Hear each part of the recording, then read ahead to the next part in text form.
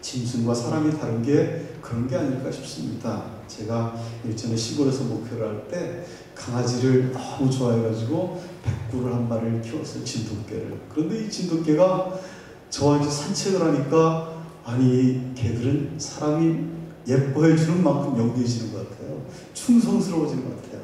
그래서 이 강아지하고 산책을 하는데 한 봄쯤 되면 이제 논에 물을 가두잖아요. 그러면은 그 강아지가 그냥 그곳에 가서 막 뒹구는 거예요. 너무나 좋아가지고 막 그곳을 뒹구고 나오면은 하얀 강아지가 그냥 새카만 강아지가 돼가지고 오는 거예요. 저는 그걸 보면서 너만 그러겠니? 우리가 하나님의 자녀인 우리가 영적으로 그리스도의 보혈의 피로 깨끗함을 입은 우리가 세상에 욕심을 뿌리치지 못하고 죄 가운데 빠져 살고 죄의 종의 모습으로 사는 우리의 모습이 나의 모습이 그렇지 않겠느냐라고 하면서 강아지를 그냥 쓰다듬어 준 적이 있습니다. 여러분, 우리가 하나님께로부터 큰 권세를 받았습니다. 하나님의 자녀로서의 특권을 얻었습니다. 우리가 자녀답게 살아야 됩니다. 베드로의 말이 곧 그의 믿음이었습니다. 백부장의 말이 곧 믿음이었습니다. 여호수아와 갈렙의 말이 곧 그의 믿음이었습니다. 하나님을 믿는 믿음의 언어로 말을 하고 믿음의 언어로 기도를 하고 하나님께 영광을 돌리는 저와 여러분들이 되시기를 주 이름으로 부탁을 드립니다. 멜 깁슨이 주연을 한 랜섬이라고 하는 영화가 있습니다. 여러분들은 보셨습니까? 납치범에 대한 어떤 몸값, 현상금, 협상금이라는 그런 말씀이죠. 탐이라고 하는 항공사 사장이 등장을 합니다. 돈을 노리는 유괴범이 9살짜리 이 항공사 사장의 아들을 유괴를 합니다. 그리고 전화를 합니다. 내가 아들을 지금 붙잡고 있다. 30억 원을 200만 불을 내놓으면 내가 아들을 살려주겠다. 안 내놓으면 내가 아들을 죽여버리겠다 라고 협박을 합니다. 경찰에 알리면 쥐도 새도 모르게 너도 같이 죽는다 라고 협박을 합니다. 범인들은 사실 돈을 받고 아들을 넘겨줄 마음이 없었습니다. 그냥 아들은 아들대로 없애버리고 돈은 돈대로 챙기고 싶었습니다. 이때 멜 깁슨이 TV에 출연합니다. 공개적으로 당당하게 말합니다. 지금 내 아들이 유괴를 당했습니다. 유괴범이 몸값으로 30억 원을 요구를 하고 있습니다.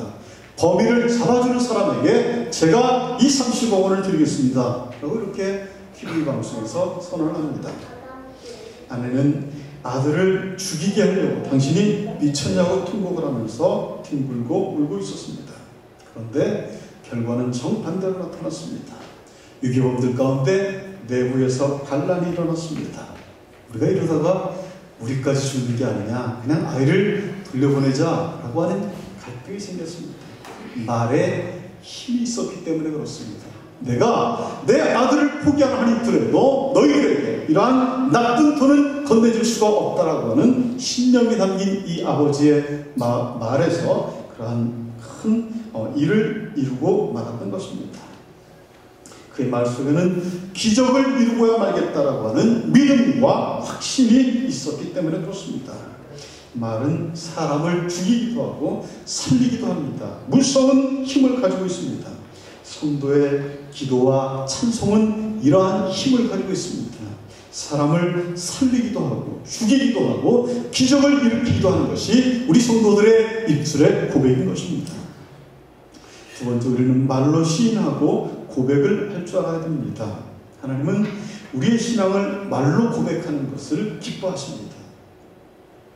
그런데 자신의 신앙을 고백할 수 있는 사람은 내가 하나님의 자녀로서 말의 권세를 가지고 있다라고 하는 사실을 믿는 사람입니다. 불경 중에도 긍정적으로 말하는 사람들은 언젠가는 그러한 좋은 날을 맞이합니다. 우리가 개그 콘서트에 보면은 박희순이라고 하는 사람이 이렇게 나와가지고 뭐라 그러면은 하는 새끼 하잖아요. 자꾸 박희순 그러면서 뭐라 이렇게 말을 합니다. 자신이 없으니까 말을 이렇게 얼버무리는 거예요. 우리는 예수를 믿으면서 하나님의 자녀가 된 우리에게는 말에 권세가 있어야 됩니다. 당당해야 됩니다. 기도할 때나 복음을 전할 때나 우리 입술에서 자신감이 있어야 됩니다. 여러분, 내가 믿는 예수가 그렇게 자신감이 없어가지고 우리가 어떻게 복음을 전할 수가 있겠습니까? 예수 그리스도가 내 안에 들어와서 나에게 새 생명을 주시고 나를 구원하시고 하나님의 자녀 삼아주신 이 사실을 나를 보고 믿어라, 이렇게 담대하게 전할 수 있어야 전도가 됩니다. 그냥 믿든지 말든지 한번 우리 교회 한번 와보십시오. 6월 마지막 주일이 총동원 전도주일인데 하루만 그냥 잠깐 와서 앉아있다 가지십시오. 이렇게 하지 마시고 나를 보고 하나님이 살아계신 것을 믿으십시오. 이렇게 한번 간증하면서 우리가 기적을 이루는 그런 여러분들이 되시기 바랍니다. 월남 이상재 선생님은 일본 경찰에 잡혀서 옥고를 치르면서도 계속 대한독립 만세를 외쳤습니다. 하루는 월남 이상재 선생님을 고문하던 일본 경찰이 이제 지쳐버렸습니다. 독립만세를 외치지 말라고 매질을 하는데도 자꾸만 독립만세를 외치니까 이제 어떻게 할 수 있겠느냐라고 이렇게 물었습니다. 그렇게 하면 어떻게 합니까? 그때 이상재 선생은 이렇게 대답을 합니다. 여보시오, 지금 내 목까지 독립만세가 가득 차 있는데 나를 건드리지 마십시오. 나를 건드리면 내 입에서는 대한독립만세밖에 나오질 않습니다. 얼마나 아름답고 여유가 있는 대답입니까? 바울과 실라는 빌립보의 차가운 감옥 안에서도 기도하며 찬송했습니다. 이때 놀라운 일이 벌어졌습니다. 지진이 일어나고 옥문이 열렸습니다. 바울이 부른 찬송 그 자체가 능력이 있었기 때문에 그렇습니다. 이런 믿음의 말이 하나님의 기적을 이룬다는 약속을 철저히 믿고 담대하게 여러분들도 간구하시길 바랍니다. 여러분, 기도가 어렵습니까? 아까 부르시는 찬송처럼 담대함을 가지고 찬송을 부르시기 바랍니다. 박수를 치면서 눈물을 흘리면서 열심히 찬송을 부르시기 바랍니다. 찬송은 악보가 달린 기도입니다. 제가 섬에서 목회를 할 때 한 집사님 한 분은 상위군인이셨어요. 그래서 팔이 없으셔가지고 의술을 가지고 이제 한쪽 손밖에 없었어요. 근데 어느 날 보니까 새벽에 이 집사님 혼자 찬송을 하시는데 더우니까 여름에는 이제 이걸 풀어놓지만 그러다 보니까 손이 하나밖에 없는 거예요.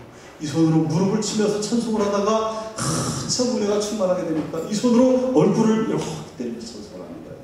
저는 지금도 그분의 그 환한 얼굴을 잊을 수가 없습니다.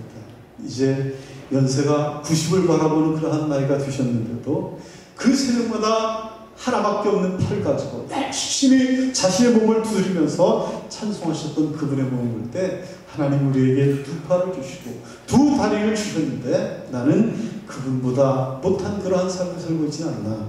하나님께서 우리에게 이 귀한 것을 주셨는데 하나님을 실망시키지를 않나. 가끔씩 그분이 생각이 납니다.